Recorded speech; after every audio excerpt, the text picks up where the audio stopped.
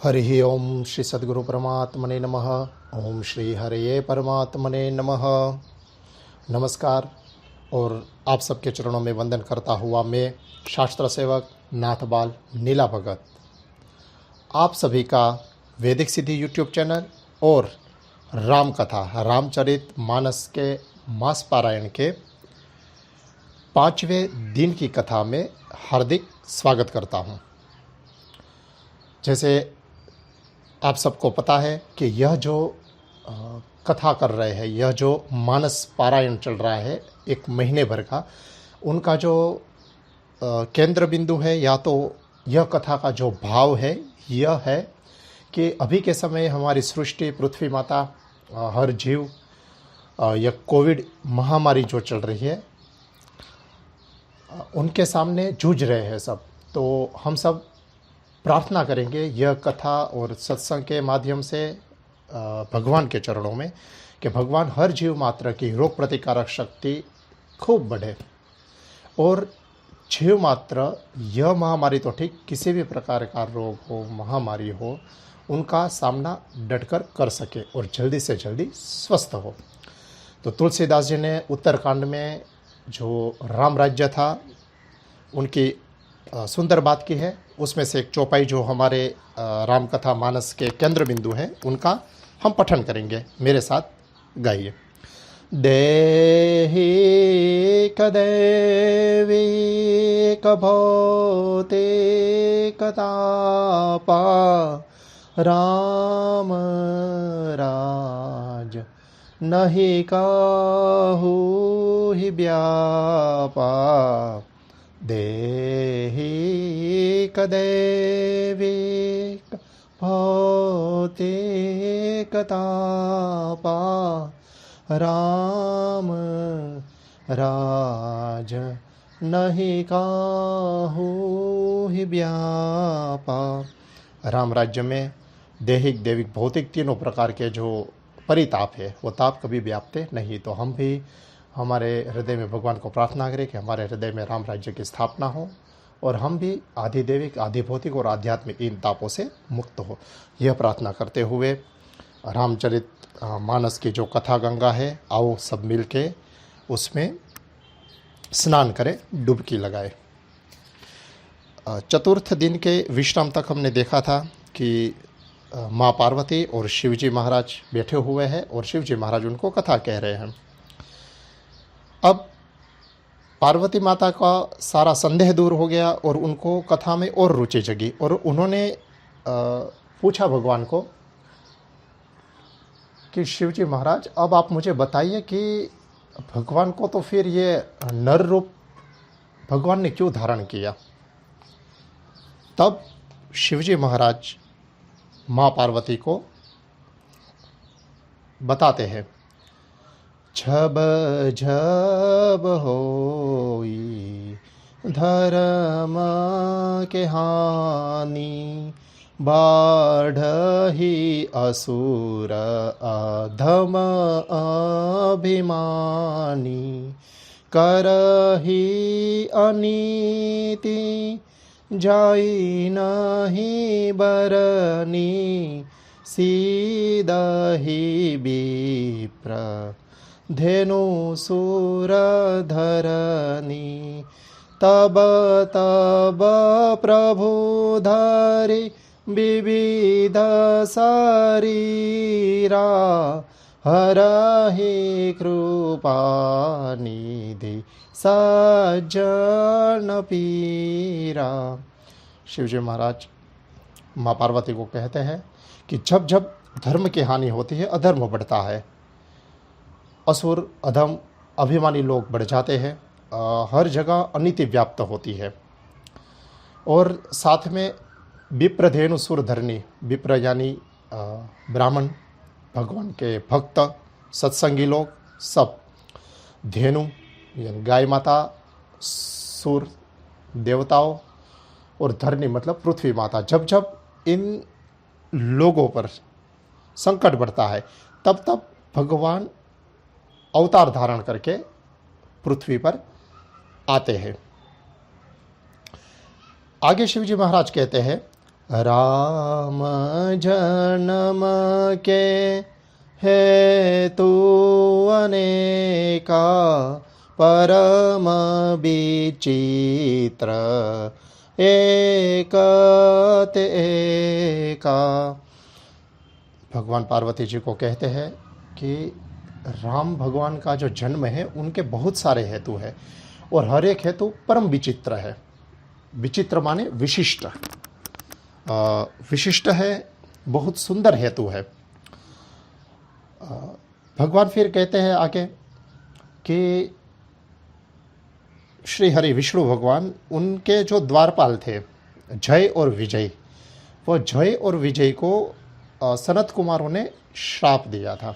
और वह श्राप क्यों दिया था? क्योंकि सनत कुमार जो थे उनको भगवान के दर्शन के लिए जाना था और जय विजय द्वारपाल थे।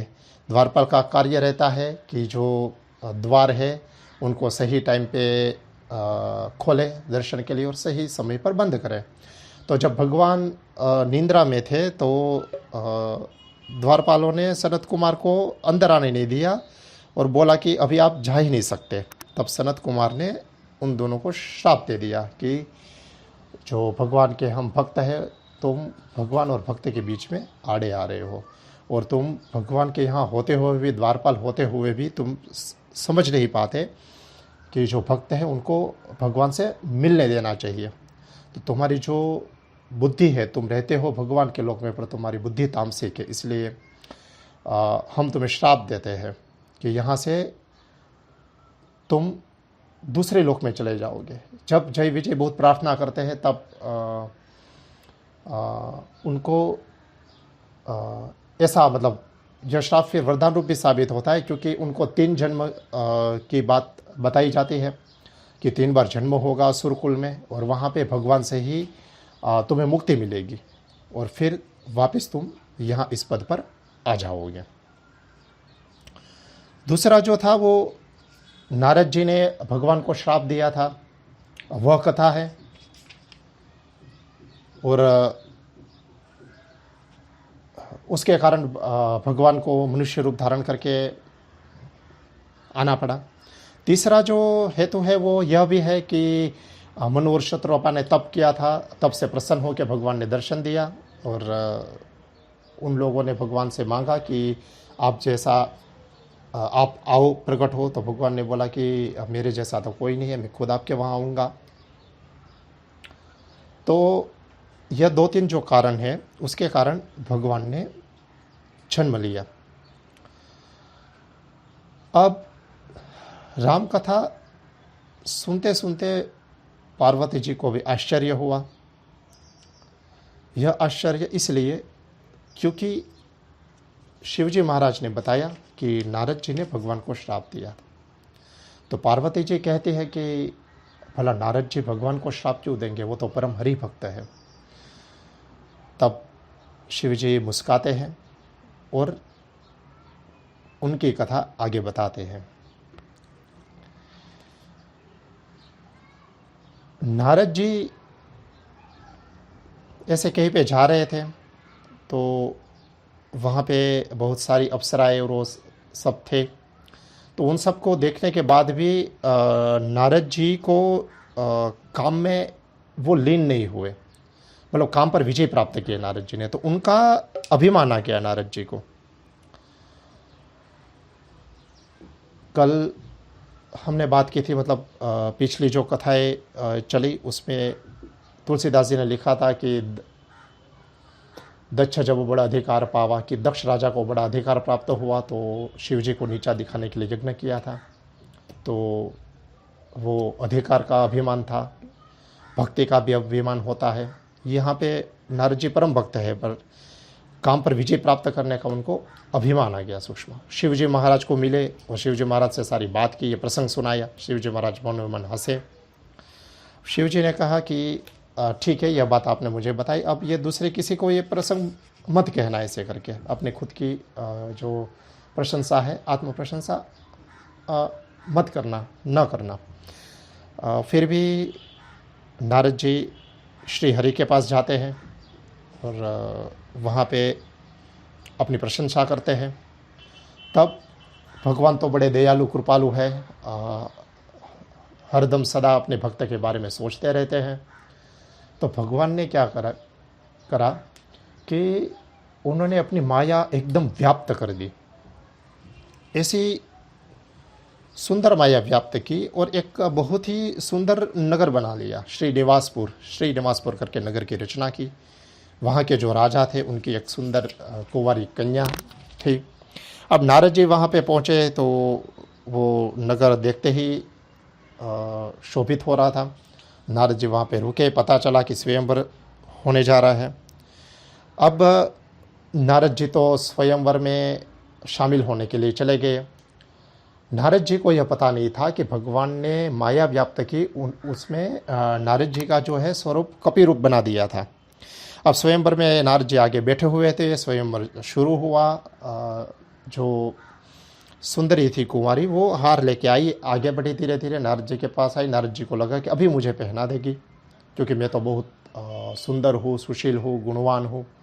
पर ऐसा नहीं हुआ और जो स्वयंवर था वो किसी और के साथ कुंवरी का विवाह हुआ।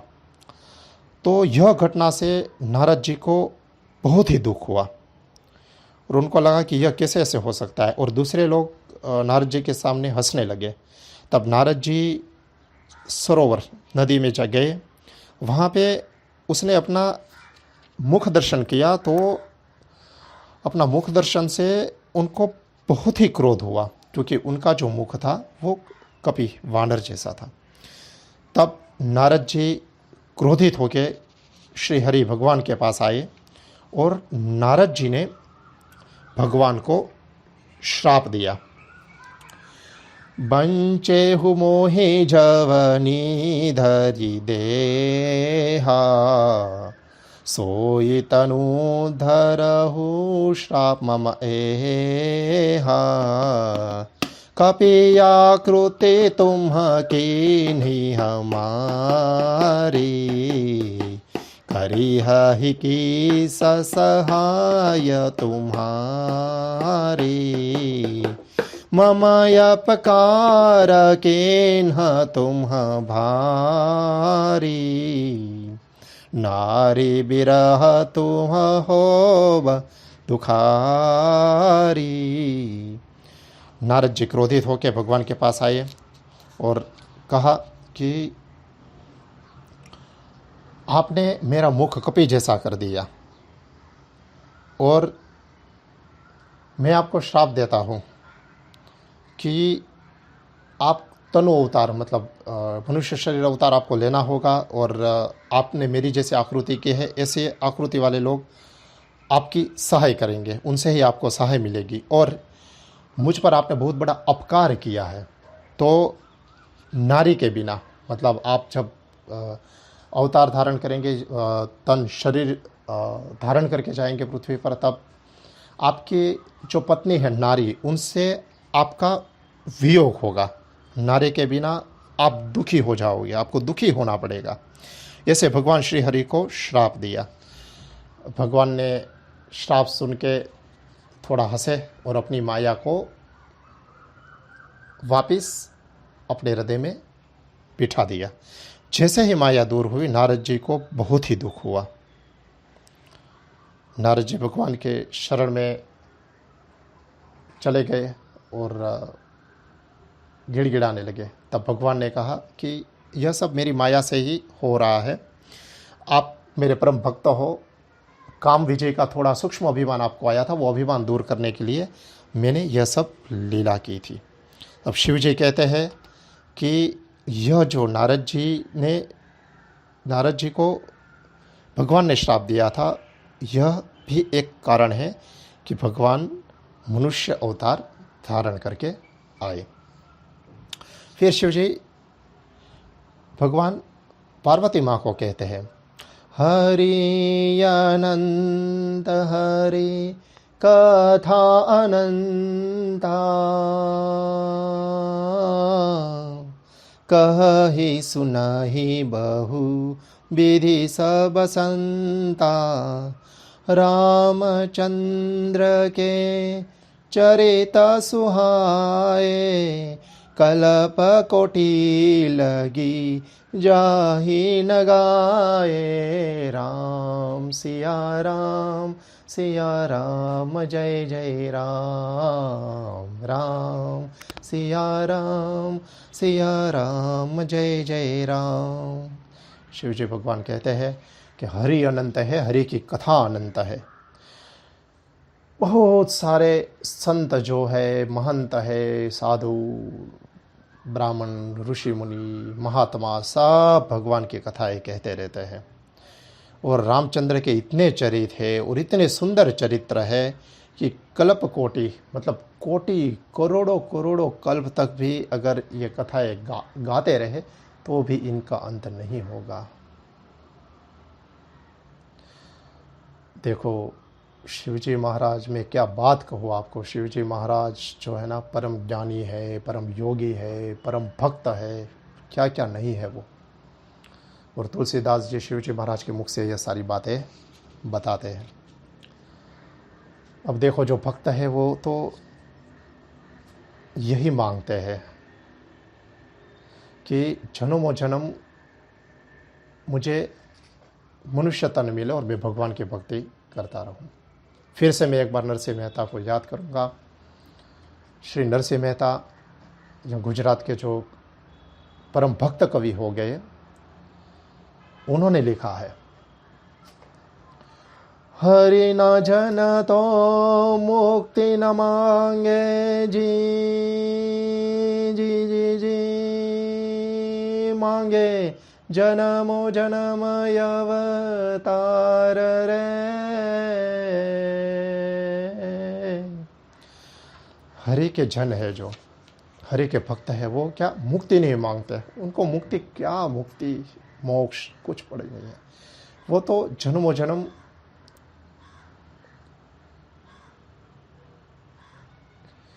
जन्मों जन्म वो मांगते हैं, बार बार मेरा जन्म होता रहे भक्त के रूप में, और बार बार हे भगवान मैं तुम्हारी भक्ति करता रहूं। अब शिव जी भगवान पार्वती माँ को कथा आगे सुनाते हैं। मनु और शत्रुपा की कथा है कि मनु जिनकी हम संतानें हैं, मनु से मनुष्य, मानव, मानुस, ठीक है। तो मनु और शत्रुपा ने बहुत तप किया, कंदमूल फल खा के तप किया। फिर धीरे धीरे वो खाना बंद कर दिया, पानी बंद कर दिया, शरीर उनका एकदम क्षीण हो गया। तब जाके भगवान प्रसन्न हुए और भगवान ने दर्शन दिया। भगवान ने दर्शन देने के साथ ही उनके शरीर को भी पुष्ट कर दिया। उनके क्षीण होते हुए शरीर एकदम पुष्ट हो गया। देखो यह सारी चीज़ें संभव है। हाँ, सारी चीज़ें संभव है। हिमालय में अभी भी, गिरनार में अभी भी ऐसे संत महात्मा है जो बहुत दिनों तक खाए पिए बिना तप किया करते हैं। हिमालय में, गिरनार में, यह और बहुत सारे ऐसे दूसरी जगहें भी होगी कि वहाँ पे जो साधु संत महात्मा उच्च कोटि के जो संत रहते हैं, वो ऐसे एकांत में यह करते रहते हैं। अभी हमारे गुजरात में भी देखो, गुजरात में एक माता जी, उनका मतलब माता जी के सब बुलाते थे, प्रहलाद भाई नाम था, प्रहलाद भाई जानी। वो ऐसे संत थे कि जो सिर्फ सूर्य प्रकाश से जीते थे, ऐसा था। तो डॉक्टर लोग भी आए थे उनके ऊपर, उसको अंडर ऑब्जर्वेशन रखा था, और वो लोग भी आश्चर्यचकित हो गए थे कि भैया कैसे संभव है। पर सारी बातें, सारी चीज़ें संभव है। खाए पिए बिना कितने दिन तक रह सकते हैं। भगवान की कृपा से कुछ भी असंभव नहीं है। तो भगवान जब वर वचन मांगने के लिए बोलते हैं, तब पहले तो ये मनु और शत्रुपा खुश हो जाते हैं और बताते हैं, नाथ देखी पद कमल तुम्हारे, अब पूरे सब काम हमारे। राम सिया राम जय जय राम। कहते हैं कि हे नाथ, आपके पद कमल देख के ही सारे काम हमारे पूर्ण हो गए। फिर से मैं कहूँगा, हरि चरण हरि शरण दुख हरण दुख हरण। हरि के चरण हरि के शरण दुख हरण है। तो फिर भी भगवान उनको कहते हैं कि आपके तप से मैं बड़ा प्रसन्न हुआ हूँ, आप वर मांगिए। तब वो कहते हैं कि आपके जैसी संतान हमें प्राप्त हो। तो भगवान मुस्कुराते हुए कहते हैं कि मेरे जैसी संतान मतलब मेरे जैसा कोई व्यक्ति मैं किसको ढूंढने जाऊंगा और कौन होगा। तो मैं खुद ही आपके वहाँ संतान के तौर पर मैं जन्म लूँगा। यह इतिहास पुनीत अति उमहि कहीं वृष केतु, भरद्वाज सुनु अपर पुनी राम जन्म कर हेतु। यह जो इतिहास है, देखिए इतिहास में आप सबसे मतलब जो कुछ लोग ऐसे रहते हैं कि जिनको बचपन से बड़े हो गए होते हैं तब तक ऐसे कोई कथा सुनने को नहीं मिली होती, कुछ राम कथा, भागवत, श्रीमद् भगवद गीता, शास्त्र पुराण ऐसे पढ़े नहीं होते, जिनको कुछ भी यह पता नहीं होता। तो फिर वो क्या करते हैं कि दूसरे लोगों की संगति में आके हमारे जो भगवान, राम भगवान, कृष्ण भगवान, ठीक है, महावीर भगवान, बुद्ध भगवान, परशुराम भगवान, भगवान के जो भी अवतार है, इनको क्या कहते हैं, माइथोलॉजिकल। ये माइथोलॉजिकल, मिथोलॉजिकल जो भी हम उसको प्रोनाउंस करें, तो उसको हिस्ट्री बोलो आप। ऐसा है कि ये माइथोलॉजिकल मतलब वो कल्पना, ऐसा कुछ नहीं है। यहाँ तुलसीदास जी कहते हैं यह इतिहास पुनीत अति, इतिहास है, ये सब हिस्ट्री है। भगवान ने यहाँ जन्म लिया था, भगवान यहाँ पे घूमे थे, ऐसा था। तो तुलसीदास जी यहाँ पे कहते हैं कि ये बहुत ही पुनीत पावन इतिहास है, और शिवजी महाराज ने ये इतिहास उमा को बताया।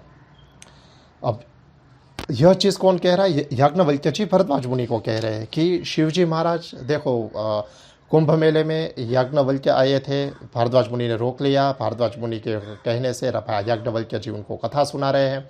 उनके कथा में शिव जी और सती माता की कथा की, शिव जी पार्वती जी की कथा की, तो याज्ञवल्क्य कथा बता रहे हैं।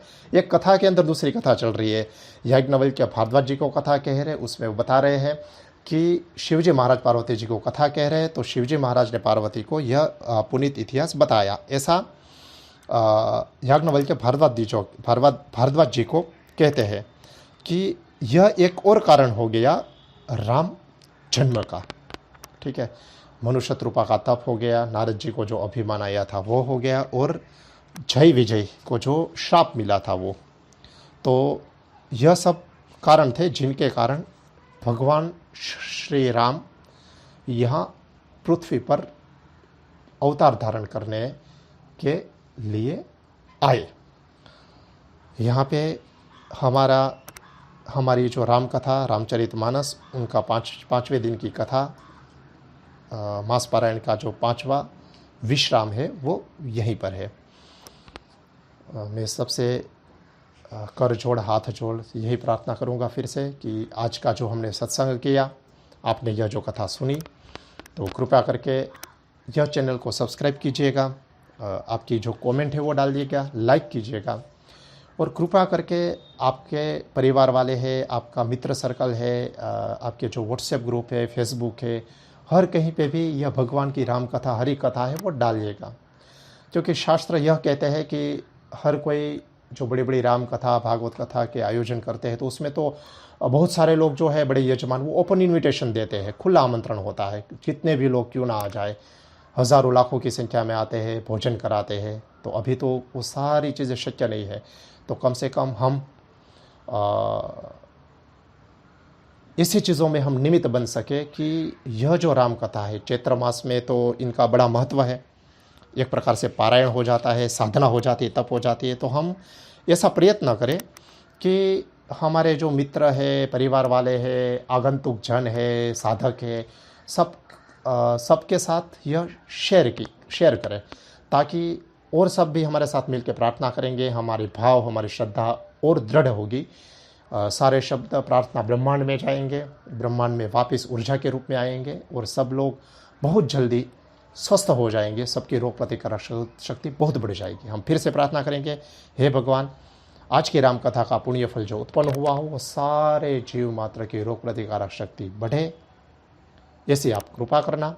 इनके साथ ही हम राम कथा को विश्राम देते हैं। एक बार हर हर महादेव का जयकारा साथ में लगा दीजिए।